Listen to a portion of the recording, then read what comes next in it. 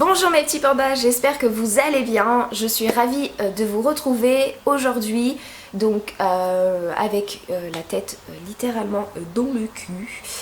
Mais je m'apprêtais à faire mon soin, mon masque capillaire ayurvédique, donc avec les plantes.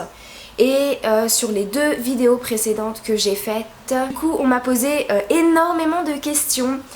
Comment les utiliser, comment préparer. Est-ce qu'on peut les utiliser sur cheveux colorés, etc., etc. Je vais y répondre. Donc j'ai tous mes produits qui sont à côté, donc toutes mes poudres pour pouvoir faire la préparation. Donc je vais vous montrer comment moi je prépare le soin.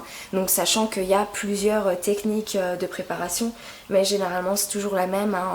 On prend les poudres et on dilue avec une eau tiède, pas chaude, parce que on ne veut pas brûler le cuir chevelu. Voilà.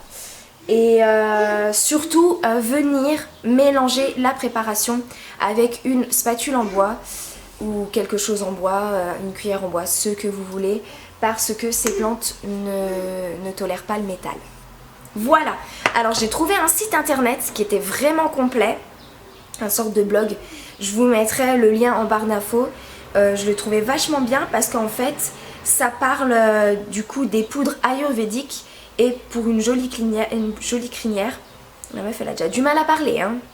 Donc du coup ça parle de la poudre de Kapoor Kashli. Donc moi la poudre de Kapoor Kashli c'est celle que j'utilise pour le masque. Alors où est-ce qu'elle est? Donc c'est celle-ci. Donc j'ai presque plus de poudre sur certaines poudres, j'en ai presque plus. Donc va falloir que je refasse le stock. Mais bon pour le moment il m'en reste quand même encore un peu. Mais sachant que certaines poudres sur Aromazone sont souvent en rupture de stock et des fois pour réapprovisionner le stock, des fois c'est dans un mois après, voire 2 mois après, c'est ça qui est un peu embêtant. Alors cette poudre, donc c'est une sorte de gingembre sauvage qui a des propriétés calmantes en médecine ayurvédique, fortifiante et riche en antioxydants. C'est une des poudres phares pour un coup de fouet pour vos cheveux, mais aussi pour obtenir une jolie brillance. Donc comme il y a marqué force et brillance. Ensuite je vais mélanger cette poudre. Donc je vais déjà faire la préparation devant vous, puis en même temps je vous parlerai un peu. Donc ce qui est bien sur le site internet, c'est que ça parle d'autres poudres. Donc selon votre type de cheveux, vous avez certaines poudres qui sont pour vous. Donc moi j'utilise ces poudres là, mais vous n'êtes pas obligé d'utiliser les mêmes poudres hein. Si vous n'avez pas forcément le même type de cheveux que moi, donc vous pouvez en utiliser d'autres. Et franchement ce site internet est très complet si vous voulez en apprendre un peu plus sur les propriétés de ces poudres. Alors moi je vais prendre une cuillère à café parce que j'ai plus beaucoup de poudre, mais généralement c'est une cuillère à soupe que je prends et je prends en termes de quantité, j'y fais un peu au fur et à mesure. C'est par rapport à l'épaisseur et à la longueur de vos cheveux. Donc moi ils sont fins et pas épais, donc je peux me permettre de ne pas mettre beaucoup de quantité. Donc après en termes de cuillère à soupe, généralement je mets 2 cuillères à soupe. Ou alors 1,5 cuillère à soupe, ça dépend. Ensuite je vais venir, hop, donc là ça parle de la poudre de Nîmes, donc je n'en ai pas. La poudre de Brahmi, c'est celle que j'ai ici. Donc là par contre il m'en reste encore beaucoup, donc j'étais sur du 250 grammes. Poudre de Brahmi, elle est réputée pour lutter contre la chute capillaire, c'est un véritable tonique qui vous donnera une belle épaisseur à vos cheveux. Voilà, donc fortifiante et purifiante par contre là, mais c'est pour donner du volume aux cheveux et honnêtement, eh ben ça marche.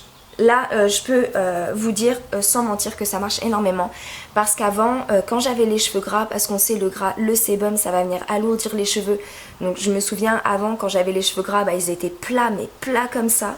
Et là maintenant, vous voyez, ils sont absolument pas plats. J'ai même mes petits cheveux là qui font à chaque fois une sorte d'épi en fait, et ça fait, je sais pas si vous allez voir, une sorte de boule là. Bon c'est pas vraiment très joli, mais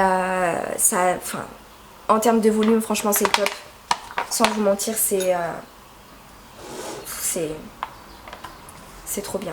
Bref, donc là je vais venir prendre 4 cuillères à café de poudre de Brahmi. Voilà. Donc ça c'est bon. Ensuite ça parle de la poudre de shikakai que je rajoute également aussi. Donc la voici.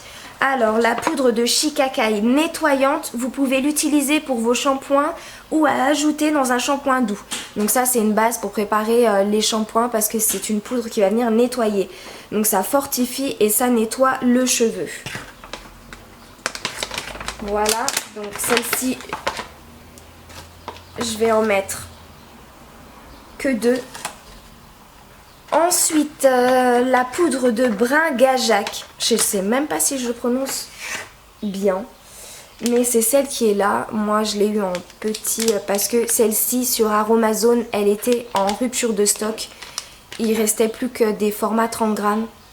Donc, j'en ai pris plusieurs en 30 grammes pour que ça fasse une quantité un petit peu plus volumineuse.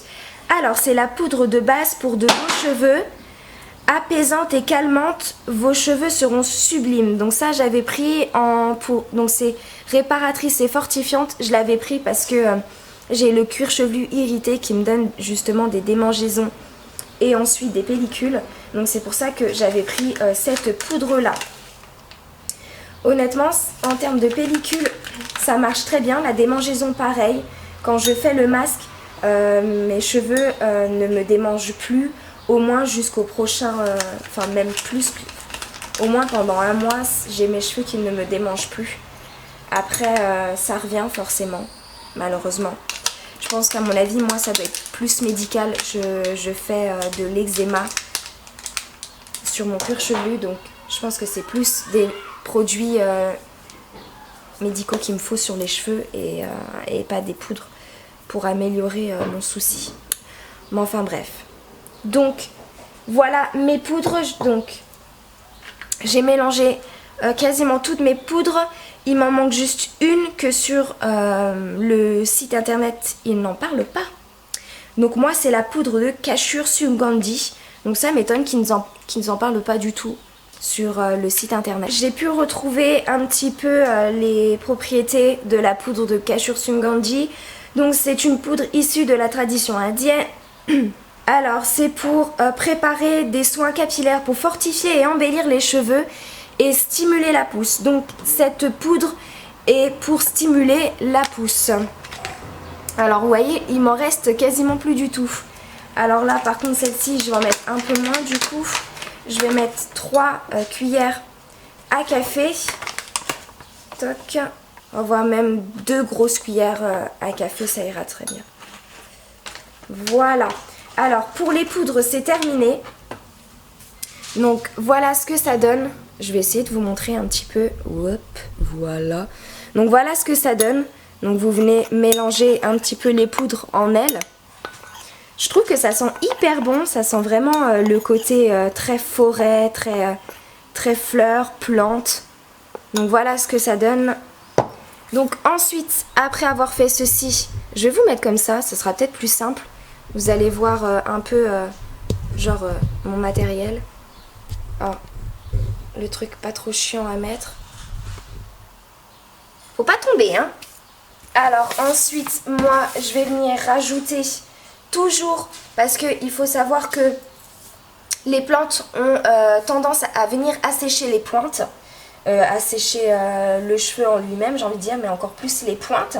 Donc il faut venir ajouter, donc on va un corps gras en fait, une huile. Donc vous pouvez choisir l'huile d'olive, l'huile de coco, ou le mieux c'est l'huile de ricin. On sait que ça a des vertus top sur tout ce qui est fortifiante, réparation et surtout la pousse de cheveux. Donc moi je vais venir rajouter de l'huile de ricin. Donc après voilà, en termes de quantité, moi j'en rajoute pas beaucoup, hein, j'en mets juste vraiment un petit peu. Ensuite, je vais venir rajouter une huile essentielle. Donc moi, c'est l'huile essentielle de bois de rose. Donc celle-ci, en termes de vertu, tac tac, donc c'est régénérante et purifiante. Donc je viens ajouter 5 gouttes d'huile d'essentiel. Elle sent trop bon. Et pour terminer la préparation, moi j'ajoute de la provitamine B5. Donc, de toute façon, dans toutes les préparations cosmétiques, toujours ajouter de la provitamine B5 parce qu'on sait tous que la provitamine B5 est très utile pour tout ce qui est cosmétique et soins des cheveux. Donc, est connue pour son action fortifiante sur le cheveu et son action protectrice contre la déshydratation pour la peau. Donc, fortifiante et hydratante. Donc ça, c'est top. Par contre, ça met 1 heure à couler à chaque fois. Donc j'en mets 10 gouttes. Alors j'ai fini de rajouter la provitamine et j'ai mis mon eau tiède. Donc je jauge un petit peu en fonction de la matière que ça donnera, de la consistance. Ni trop épais, ni trop liquide et pas de grumeaux. Donc il va falloir bien touiller, mais au bout d'un moment les grumeaux s'enlèvent théoriquement. C'est pour ça qu'il faut de l'eau tiède et pas de l'eau froide parce que sinon les grumeaux ne s'enlèveront pas.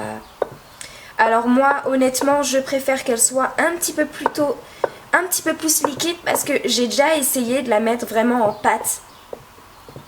Ni trop liquide ni trop épaisse. Et en fait le souci c'est que j'ai l'impression qu'après au niveau de l'application ça fait un rendu terre un peu sur les cheveux. Elle sèche vite et ça fait vraiment terre. Et c'est très très compliqué et pas très malléable pour pouvoir le poser sur les cheveux. Donc c'est pour ça que moi honnêtement je préfère qu'elle soit un peu plus liquide. Mais bon voilà, après c'est vous qui voyez. Mais voilà ce que ça donne. Donc les grumeaux sont bien partis. Donc la pâte est lisse. Au niveau de la texture, pour moi c'est pas assez liquide. Donc je vais rajouter juste un tout petit peu. Et là, je pense que c'est bon.